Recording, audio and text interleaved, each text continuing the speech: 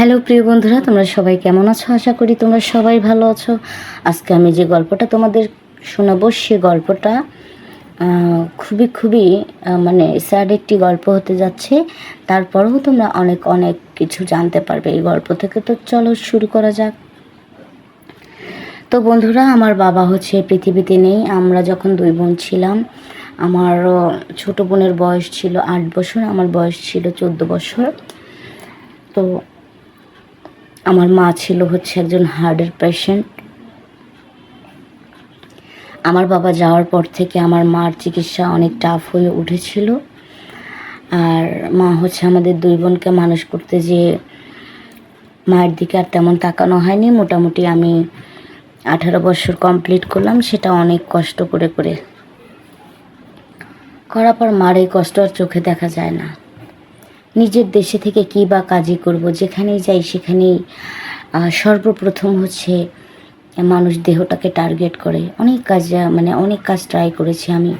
সবার ওই একটাই চাহিদা, একটাই ইচ্ছে, শুধু এই দেহটাকে চূর্ণ বিচূর্ণ করে ভোগ করা। তো আমার এক পাশের আমাদের গ্রামের আর কি সম্পর্কে নানি হয়, উনি বহু বছর থেকে বিদেশে কাজ করেন, সৌদির মাটিতে কাজ করেন। তো হচ্ছে যে উনি প্রায় সময় দেশে আসতো কয়েক বছর পর পর। তো নানি সবটাই জানতো। মাঝে মধ্যে উনি আমাদের বাড়িতে আসলো, দেশে আসলে আমাদের বাড়িতে আসতো, কথাবার্তা হইতো। হওয়ার পর নানি সবটাই জানতে পারলো, বললো যে 18 বছর তো হয়েই গেছে, চল বিদেশ নিয়ে যাই তোকে, সেখানে কাজকাম করবি, টাকা পয়সার মুখ দেখবি, তোর মা ভালোই থাকবে, বাপ তো চলেই গেছে, বোনটাও মানুষ হবে। তো মার কথা ভেবেচিন্তে ভাবলাম যে আসলে সংসারের হালটা এবার আমাকেই ধরতে হবে, কারণ আমার মা, সে তো অসুস্থ, অনেক যুদ্ধ করে আমাদেরকে মানুষ করেছে। যাই হোক, নানির এই কথায় আমি সম্মতি দিয়েছি। দেওয়ার পরে নানির দেশে থাকা অবস্থায় 21 দিনের মধ্যে আমার পাসপোর্ট কমপ্লিট করার পরে সেগুলো ওখানে পাঠানোর পর ভিসাও রেডি করে ফেলে। তারপরে আমরা একসাথে আরও 3 মাস থাকি দেশে। থাকার পরে নানি আমাকে নিয়ে যায়, সঙ্গে করে নিয়ে যেয়ে উনি হচ্ছে যে বাসাটায় উনি কাজ করেন,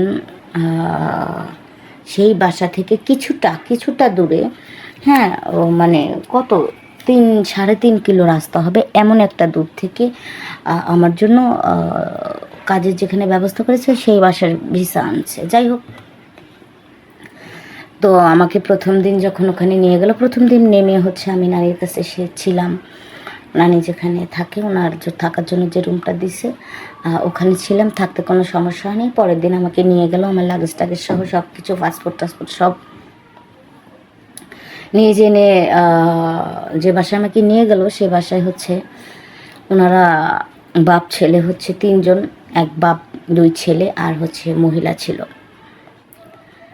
আমার কাজটা ছিল তার বৃদ্ধ মাকে দেখাশোনা করা, ওই বাড়িতেই সে থাকতেন। তো দেখাশোনা করার পাশাপাশি বাড়িতে যাবতীয় কাজকাম করতে হবে, এগুলাই ছিল আমার কাজ। যাই হোক, ম্যাডামটা খুব যে একটা বয়স তাও না, আবার খুব যে একটা ইয়াং মানুষ তাও না। ওই ম্যাডামের নাম ছিল অর্চনা। তো অর্চনা ম্যাডাম, সে মারাত্মক একজন মানুষ। কে কী করছে, ছেলে স্বামী, কোনো কিছুর কোনো খোঁজ খবর নাই। আর ওখানের ম্যাক্সিমাম মানুষগুলো না যার নিজের মতো করে শেষে চলে। আমরা বাইরে থেকে অনেক কিছুই দেখি, আসলে ভিতরটা না একদমই মাক্কাল। মাক্কাল ফলটা বাহিরে দেখতে যতটা সুন্দর, ভিতরে তো কিন্তু কিছুই নাই। ঠিক ওই রকম, সবার কথা বলছি না, বেশ কিছু ফ্যামিলি বোধ হয় ওরকম, তাদের মধ্যে আমি যেয়ে পড়েছিলাম। যাই হোক, ওই অর্চনা ম্যাডামের সাথে যখন কথাবার্তা বলাই দিল, নানি যেহেতু আমাকে দেশ থেকে নিয়ে গেছে, আমি মোটামুটি একটু ভাষা 2-1টা করে আমাকে শিখিয়েছে। ওনাদের ভাষায় উনি বলতেছে, তো নানি জব দিতেছে, আমাকে বোঝাই দিতেছে। যাই হোক, দেওয়ার পর নানি ওখানে থাকলো, প্রায় বেশ কিছুক্ষণ থাকলো। থাকার পরে হচ্ছে আমাকে সব কিছু বুঝিয়ে দিয়ে, আমি তো ওখানকার পরিবেশ দেখে কাইটা অস্থির, আমার কান্না দেখে কে। তারপর নানি বুকে জড়ায় বলল, বোন রে, আমাদের জীবনটা কষ্টেরই, কী আর করবি। একটা জীবন কষ্ট করে যদি আরেকটা জীবন সুখী হয়, যদি 5 বছর কষ্ট করে সারা জীবন সুখে থাকা যায়, এতে খারাপ কি বল? মনটা শক্ত কর, কান্না করিস না। তখন আমি বললাম আমি মায়ের সঙ্গে একটু কথা বলতে চাই। পরে নানি ফোন দিয়ে ওনাদের বাড়িতে ফোন দেওয়া বললো যে তুই একটু সাইকেলটা টান দিয়ে নিয়ে যাও, মার সাথে একটু কথা বললো। পর তখন আমি ভিডিও কলে মাকে দেখলাম, কথা বললাম। যাক, বলার পরে মোটামুটি মনকে স্থির করলাম, শান্ত করলাম। তো আমি আমার কাজকাম শুরু করছি, মন বসে না, কান্নাকাটি করি একা একা। নানি তো আর মানুষের কাছ থেকে সবসময় আসতে পারে না, কান্নাকাটি করি। যাই হোক, আমি কাজকাম করতেছি বাস। যেদিন গেছি তার পরের দিন রাতেই ওনার হচ্ছে যে ছিল, মানে না ম্যাডাম ছিল। কালকে বন্ধ, আজকে উনি মার বাড়িতে গেছেন। উনি সপ্তাহে একদিন মার বাড়িতে যান ওনাদের ছুটির দিনে। তো আগের দিন অফিস করতো, কারণ ওরা দুজনেই চাকরি করতো। আর লাফাঙ্গার 2টা ছেলে ছিল, এরা সারাদিন টোটো ম্যানেজারই করতো, মানে যেমন চাই তাই করে বেড়াতো। যাই হোক, আমি শুয়েছি, ম্যাডাম গেছে হচ্ছে নিজের বাবার বাড়িতে। বাড়ি তো ফাঁকা, আর ওনার যে আম্মা আছে উনি তো অসুস্থ, হুইল চেয়ার বেড এই ভাব। যাকে শুয়েছি, হুট করে আয়সা আমার সাথে জবরদস্তি। আমি তো মানে চিৎকার পর্ব বলতেছে, একদম চুপ, ওনাদের ভাষায় বলতেছে একদম চুপ, একটা সাউন্ড করলে একদম মেরে ফেলবো। এগুলা কথা বলে মানে কি করতাম আমি। উনি ইচ্ছা মতো আমার হলেও মানে দেহটারে ভোগ করলো, শরীরটারে চূর্ণ বিচূর্ণ করে দিল। যাক, দেওয়ার পরে হচ্ছে রাতে ফার্স্ট একবার আসলো, আবার আসছে। যেহেতু আমি কখনোই এগুলো করিনি, আমার তো খুবই পেন গেল। যাওয়ার পরে চুপচাপ করে থাকলাম, শুয়ে কান্না করতেছি। সকাল হইল, হওয়ার পর ওই লোকটা বাইরে গেল। যাওয়ার পর ওর 2 ছেলে বাড়িতে, ছোট ছেলেটা হচ্ছে ব্রেকফাস্ট করে সেও বেরোলো, বড় ছেলেটা বাড়িতে আছে। আর বুড়িমা তো ঘরে পঙ্গু অবস্থায় পড়ে আছে। সে তো কানেও শুনে না, চোখেও দেখে না, কিছুই না। থাকা না থাকা দুইটাই সমান। তারপর চলে গেল ওমা। বড় ছেলে নাস্তা খেয়ে আমাকে ডাকলো, আমি গেলাম। যাওয়ার পর বেডরুমের মধ্যে ফালাইয়া ইচ্ছা মতো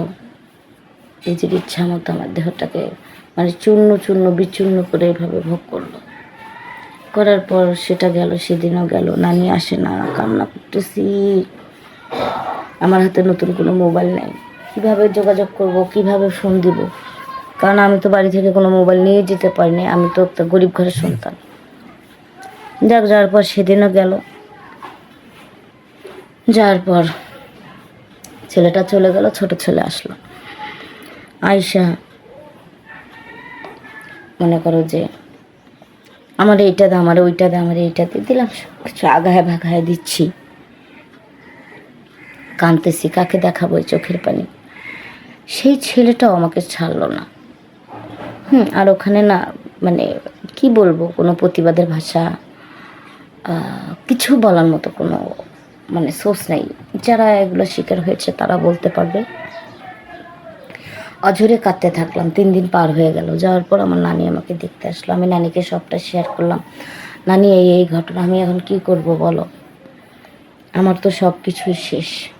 এসেছিলাম যে কষ্ট করে নিজের ভবিষ্যৎ উজ্জ্বল করব, নিজের বোনটাকে খুব ভালো দেখে বিয়ে দেব, ওর ভবিষ্যৎ গড়ে দেব, মায়ের চিকিৎসা করব, মাকে দুবেলা পেট ভরে ভাত দেব, তার ওষুধ দাবাই দেব। কিন্তু এখানে তো যেটা আমার জীবনের সব থেকে বড় জিনিস সেটাই হারালাম। এখন কি হবে বলো? আর সব থেকে বড় কথা, আমি যদি প্রেগনেন্ট হয়ে যাই,